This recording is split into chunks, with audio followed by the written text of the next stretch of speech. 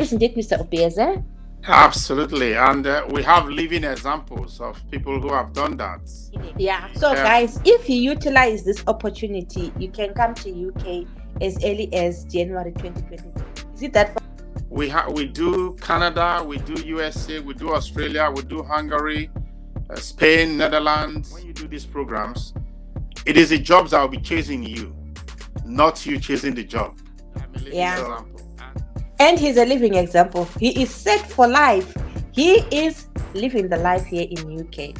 Absolutely. Living the life. I can say Nigerians have got money because I've seen you bringing in a lot of people from Nigeria. Where are you guys getting that money? Welcome back, guys, to my channel, the channel where we keep things real. And I'm excited today because we've got Mr. Obieze in the house, and he's going to be sharing with us the quickest and easiest way to come to UK in 2023. What is exciting about Mr. Obieze is that I've seen him receiving so many people to UK using this route, which he is going to be sharing with us today. So, Mr. Obieze, welcome.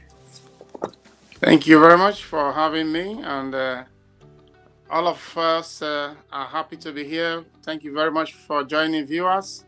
And as been mentioned, we have this package of getting people to the UK, and it's quite fast, it's quite easy. It's capital intensive because, of course, every good thing costs money, and every legitimate thing in most cases also costs money as well. So it is coming to the UK to study. The UK wants the brightest and the best students to come to study in the UK, and the government has started by encouraging people to come. They have what is called a 2 years post-study work visa. That's an incentive for people to come to study in the UK. They want the brightest and the best from all over the world. Most countries, they have maybe 1 year, maybe maximum 18 months, a post-study work visa. But the UK went big, and there is 2 years post-study work visa. So once you successfully finish your program, you have 2 years to be able to work, to recover the money you've spent, of course, and then of course to plan your life and then decide the next step to take. And it's quite simple, straightforward. You've got all your academic qualifications, your high school certificate, your BSc certificate if you did a bachelor's degree, your diploma certificate if you did a diploma or national diploma or higher national diploma, depending on your country, all the transcripts of studies. Most cases, you might be required to do an English language test. There's academic IELTS, and there are some other simpler ones that the schools also organize that you can easily pass right in the comfort of your home. You can do it. All right, can I stop you there? You have said two things. This academic IELTS that you are talking of, are you talking of before you come to study or after studying? Because you've talked of this post-study visa and the academic IELTS. So do you need the IELTS before you come to UK or what? Yes, some schools will require the IELTS before you get to the UK. But if you are able to provide a letter that you were taught in English by your country or in your country, then you'll be able to bypass the requirement for the English language test. Because, of course, they want to be sure that when you are being taught, you understand what they are saying. Because, obviously, a lot of people struggle with English as well, comprehension especially. So now, can you just briefly explain this whole process? First of all, what I would like to know is how much are the tuition fees usually? Because if it's the simplest and easiest way to relocate to UK, I am hoping that the fees are affordable, because money is really hard to come by. And if the fees are not affordable, how best can people go about it? Because I've seen that you have brought in a lot of people, which means a lot of people are affording the fees. Are the fees that much affordable? Yes, the fees, depending on one's circumstances, the fees are affordable. The fees is doable. Like I mentioned, anything that is very good would cost some money. Like we say in Nigeria, a good soup, it is money that goes into a good soup. And it's an investment, not just an investment for the individual, but also for their family and for generations. And that's why the government of the UK, because they know it's capital intensive, they have added that 2 years so that the student will be able to recoup what they have spent. Tuition fee on the average for international students is from £10,000 upwards, depending on the school, and then of course the program of studies as well. Some program of studies are more expensive than the others. And then we also have, for those who are coming to do masters program, they can travel with their husbands and their wives. So while the student is working part-time, the wife or the husband will be working full-time to be able to support the student who is only allowed to work part-time during school time and then full-time during holidays. So those who are coming to do a master's program, they have that advantage. But coming to do a bachelor's, you can only come yourself. But again, because it is something that is beneficial, even if it's your child you're sending to come and do nursing, and the child spends 4 years to do nursing because the child is starting from the foundation, or except somebody who's already got a diploma in nursing and the person wants to come and do a BSc nursing program, that's another option, 1 year, and then the person has got a BSc qualification.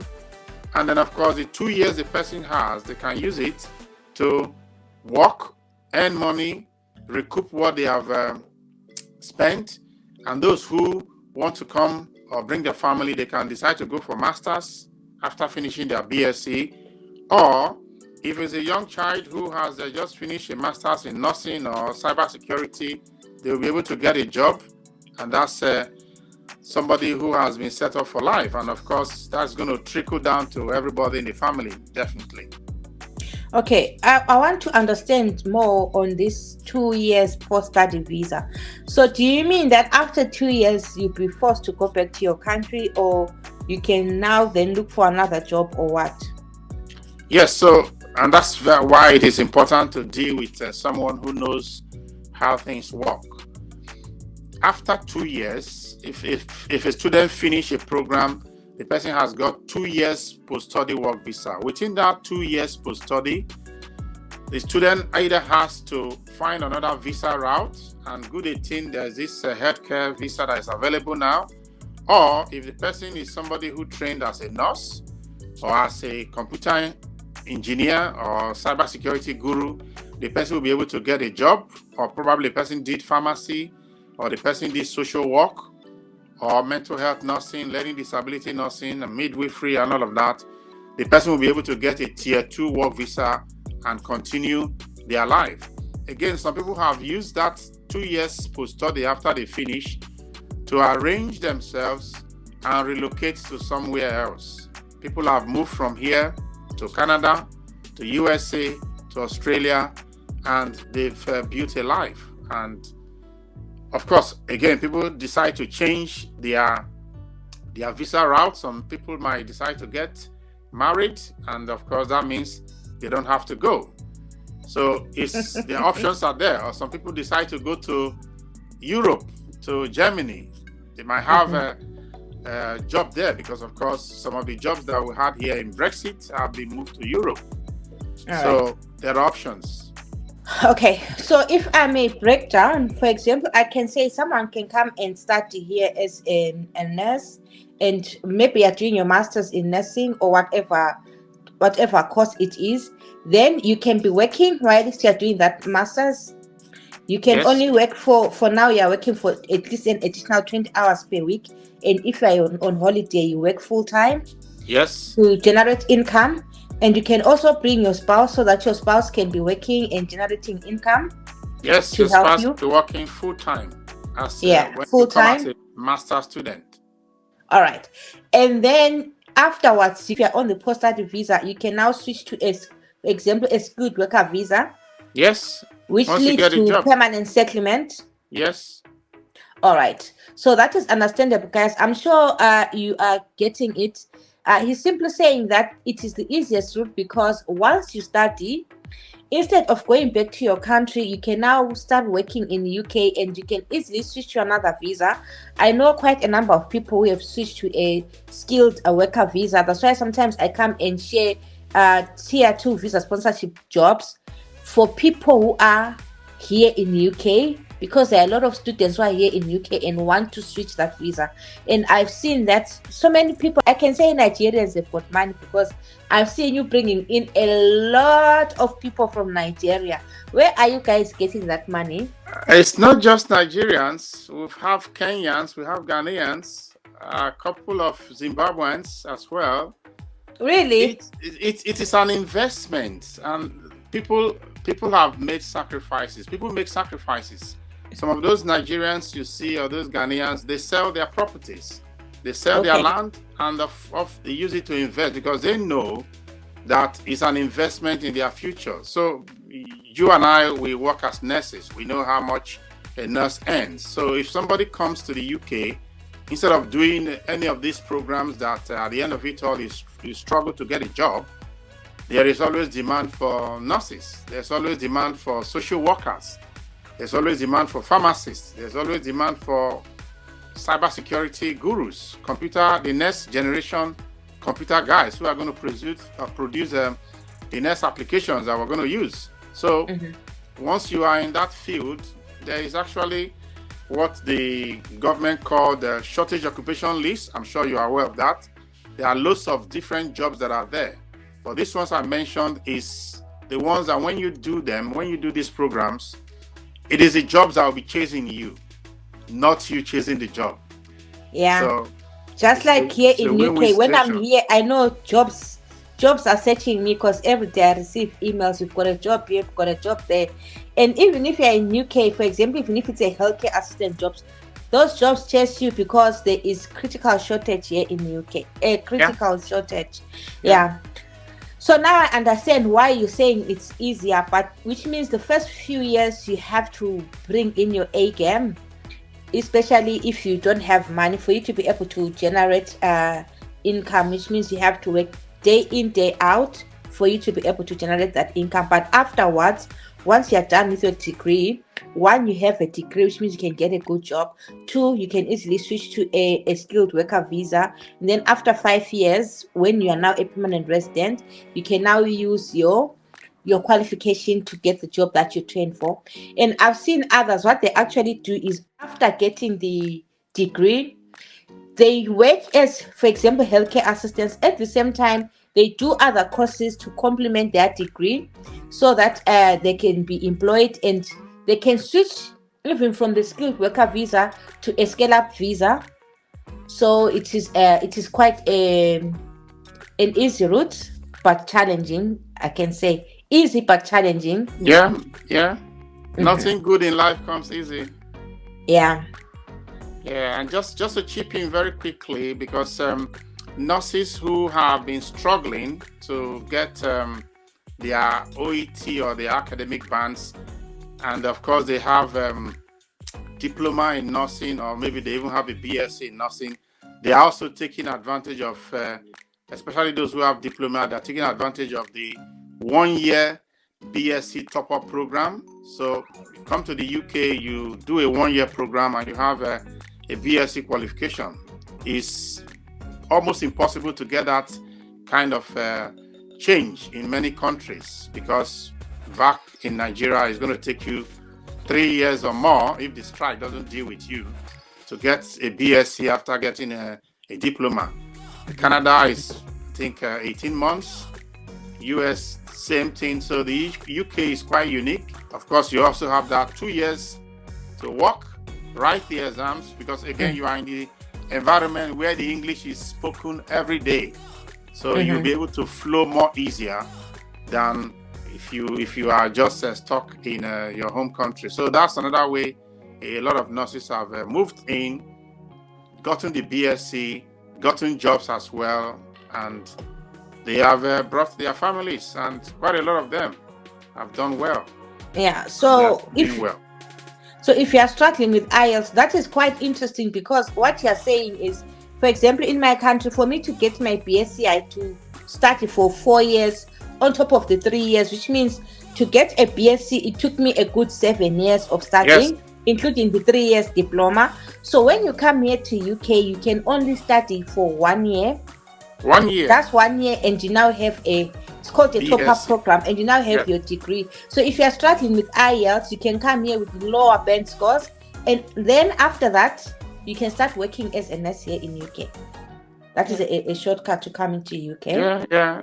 Once you get in here, it's much easier to pass the exam because, of course, the support here is more. You have a lot of centers.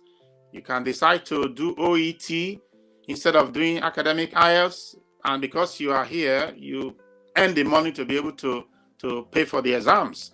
And of course, there are lots of places where you can go for training, as opposed to or compared to places in Africa where maybe for the whole of the West African region, I think there's only one OET center in Nigeria.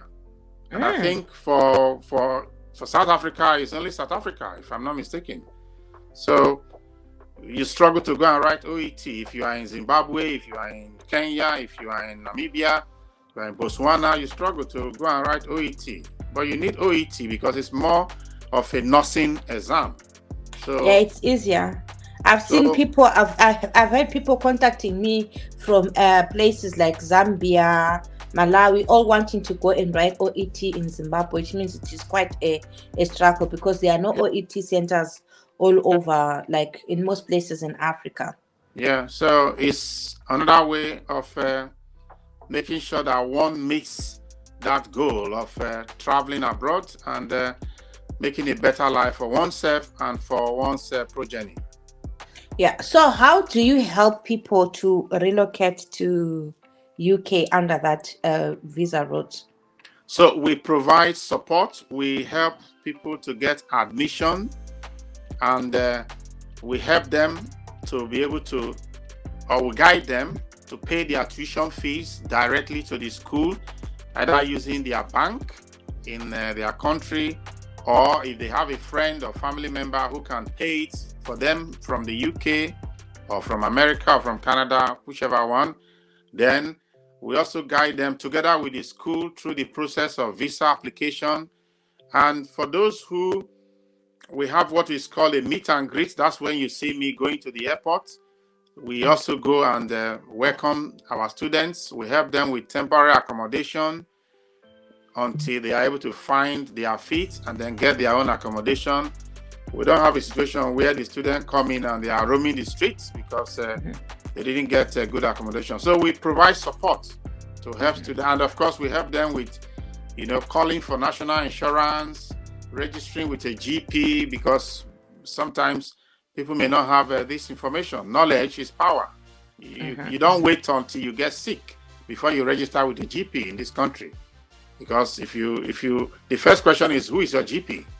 But a lot of people will not know unless they are guided. And that's what we do, because we are on ground in the UK and, of course, in Nigeria as well. So we're able to provide support to students as they come in. Okay. Well, that's great. And I can surely attest that this is the easiest route. As you can see, Suella Brevman, the Home Secretary, has been complaining bitterly that there are so many people coming to UK using the student visa route. So it simply shows that it is the easiest route to come to UK. So guys, if you utilize this opportunity, you can come to UK as early as January 2023. Is it that fast?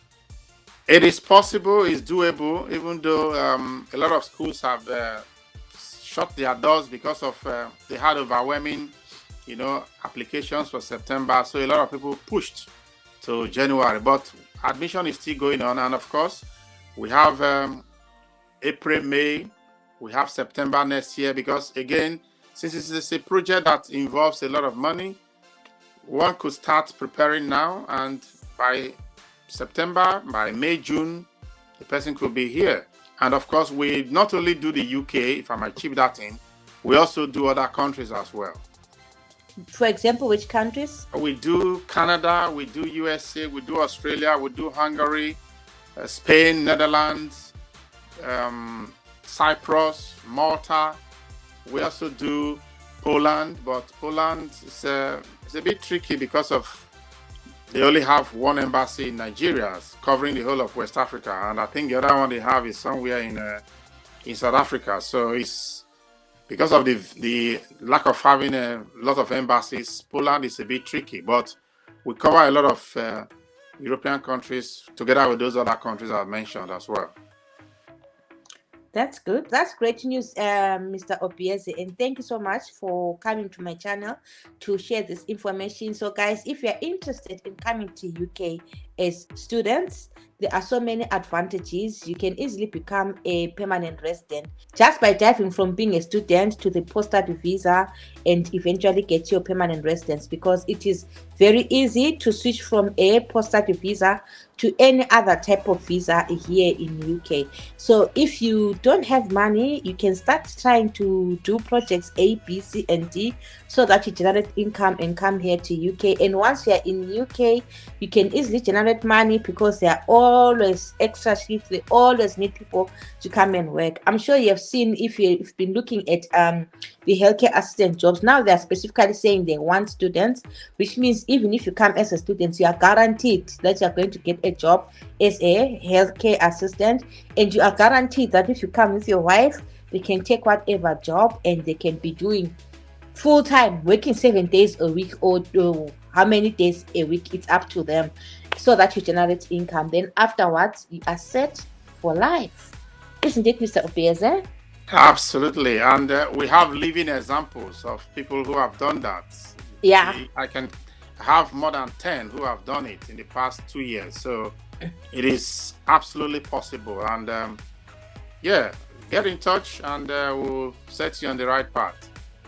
Yeah, so Mr. Obieze actually has a YouTube channel, so I'm going to leave the link in the description box. I'll also leave his contact details so that if you're interested in coming to UK under this visa route, you can contact him. I know he has helped a lot of people, and I've seen a lot of people after having passed their degrees and they are now working as healthcare assistants. Some of them are about to get their indefinite leave to remain, and they're quite happy because I've been asking a lot of people, are you able to survive here in UK?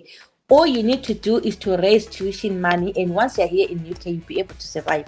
Just raise your tuition money, whether it's 6,000, 8,000, 10,000, just that. And once you are here, you are able to generate money. You'll be working every day, generating money, and be able to pay your fees, because I've seen a lot of people, they pay their fees through the other jobs that they take part-time.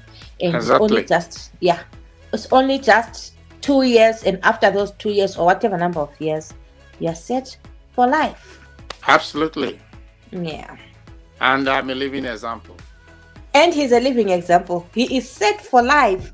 He is living the life here in UK. Absolutely. Living the life. Okay, Mr. Obieze, thank you so much for taking your time to come and share this valuable information with us. I really appreciate, and I'm sure my audience also appreciates your efforts. Thank you very much for having me as well. And thank you very much to everyone. And together, we'll deliver excellence always. Amen. Thank you so much. And guys, thank you so much for watching. Much love from me to you. I will see you in my next video. Bye. Bye. If you have got any questions, just drop them in the comment section. Mr. Obieze will respond to all your questions. Thank you. Thank you. Bye. Ciao. Yeah, we are done. 18:52. I am leaving at 7 o'clock. I haven't even bathed, and I am sorry that I delayed. Look, my eyes are swollen. I was sleeping. That's fine. Thank you very much. Fast asleep. I'm sorry.